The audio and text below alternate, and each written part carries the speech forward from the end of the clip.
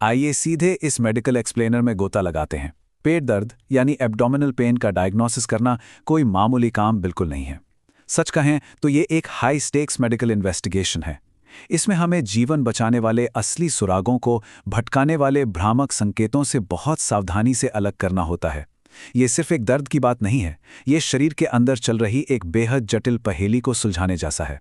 और ये कोट इस स्थिति की गंभीरता को तुरंत स्पष्ट कर देता है। जरा सोचिए, शरीर के अंदर होने वाली सबसे विनाशकारी घटनाओं का संकेत बहुत ही सूक्ष्म और मामूली लक्षणों से मिल सकता है। इसका सीधा सा मतलब है कि मरीज के साथ होने वाली पहले बातचीत से ही एक बहुत ही शानदार क्लिनिकल जजमेंट की जरूरत होती है। सतह पर जो मामूली सा दर्द लग रहा है वो अंदर किसी बड़े तूफान की आहट हो सकती है। इस पूरी क्लिनिकल यात्रा को हम इस रोड मैप के जरिए समझेंगे। शुरुआत करेंगे डायग्नोस्टिक चुनौती से, फिर मरीज की हिस्ट्री, पेट दर्द के मैकेनिज्म, फिजिकल एग्जामिनेशन, लैब और इमेजिंग टूल से होते हुए सबसे क्रिटिकल अंतिम निर्णय तक पहुंचेंगे। तो चलिए पहले पड़ाव की ओर बढ़ते हैं और देखते हैं कि ये पूरी डायग्नोस्टिक प्रक्रिया इतनी अविश्वसनीय रूप से चुनौतीपूर्ण क्यों है। यहाँ सबसे महत्वपूर्ण बात यह है कि एक्यूट सर्जिकल एब्डोमेन जैसे शब्दों का इस्तेमाल पूरी तरह से भ्रामक है। लेकिन क्यों? क्योंकि दर्द कितना भयंकर है इसका सीधा मतलब ये बिल्कुल नहीं होता कि मरीज को तुरंत सर्जरी की जरूरत है। भयंकर दर्द वाली स्थिति भी बिना ऑपरेशन के ठीक हो सकती है, जबकि एक बहुत ही हल्का सा दर्द एक साइलेंट इमरजेंसी का रूप ले सकता है। दूसरा पड़ाव है मरीज की मेडिकल हिस्ट्री। मरीज को शारीरिक रूप से छूने से पहले उसकी कहानी को बेहद धैर्य और बारीकी से सुनना होता है। असली सुराग यहीं छिपे होते हैं। इस टेबल में जो सबसे दिलचस्प बात यह है कि इन विशिष्ट विवरणों को इकट्ठा करना एक परफेक्ट कंपास की तरह काम करता है। दर्द कब शुरू हुआ, कैसा महसूस हो रहा है, ये सब बातें डिफरेंशियल डायग्नोसिस को तेजी से सही दिशा में मोड़ने के लिए एकदम सटीक हैं। मेडिकल फील्ड में ये हमेशा याद रखना चाहिए कि घटनाओं का क्रोनोलॉजिकल सीक्वेंस यानी लक्षणों की सटीक टाइमलाइन का नक्शा बनाना दर्द की भौगोलिक स्थिति ढूंढने से कहीं बड़ा डायग्नोस्टिक सुराग देता है। दर्द कहाँ है, इससे ज्यादा जरूरी ये जानना है कि दर्द और बाकी लक्षण किस क्रम में सामने आए। अब तीसरे पड़ाव की बात करते हैं, पेट दर्द के तंत्र। आइए इसे डिकोड करते हैं कि कैसे अलग अलग तरह का दर्द शरीर के अंदर की स्थिति के बारे में सटीक जानकारी देता है। यहां हम दो बिल्कुल अलग स्थितियों का क्लासिक कॉन्ट्रास्ट देख सकते हैं। एक तरफ पेराइटल पेरिटोनियल सूजन वाला मरीज है जो दर्द से बचने के लिए पत्थर की तरह बिल्कुल स्थिर लेटा रहता है, और दूसरी तरफ अगर आंतों में रुकावट है तो मरीज भयंकर बेचैनी और ऐंठन के कारण बिस्तर पर लगातार छटपटाता रहेगा। एक और बहुत बड़ा धोखा है रेफर्ड पेन।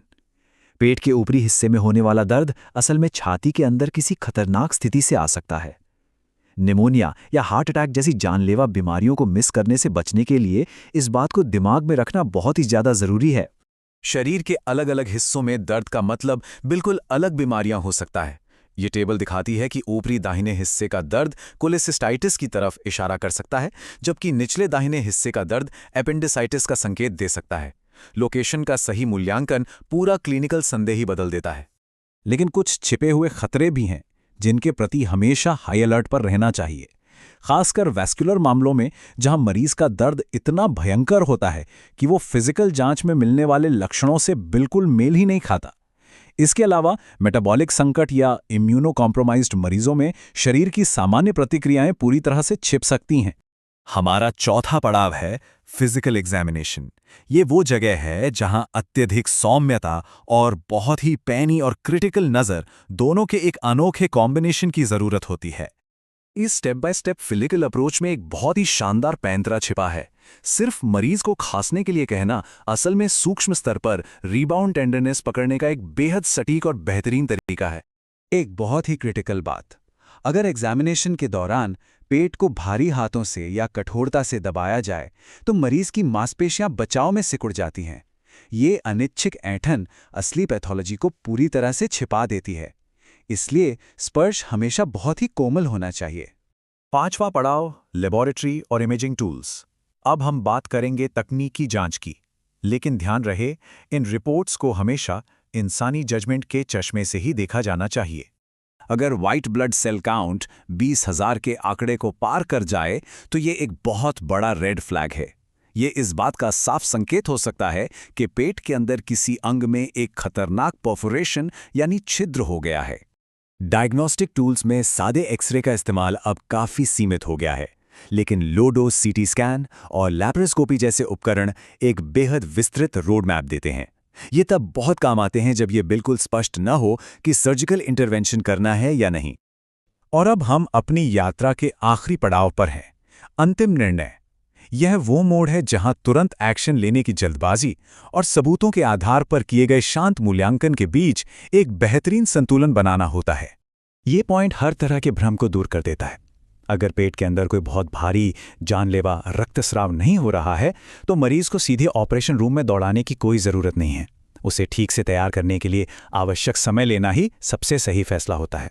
तो इस एक्सप्लेनर के अंत में हमारे सामने ये सबसे बड़ा सवाल खड़ा होता है, जब कोई स्पष्ट डायग्नोसिस न मिल रहा हो तो क्या सबसे बहादुर मेडिकल डिसीजन तुरंत ऑपरेशन कर देना है, या फिर लगातार सवाल पूछना, सौम्य जांच करना और धैर्य के साथ निगरानी करते रहना ही असली क्लिनिकल मास्टरी है। डायग्नोसिस की इस उलझी हुई दुनिया में कभी-कभी थोड़ा रुक कर देखना ही सबसे बड़ा और सही कदम होता है।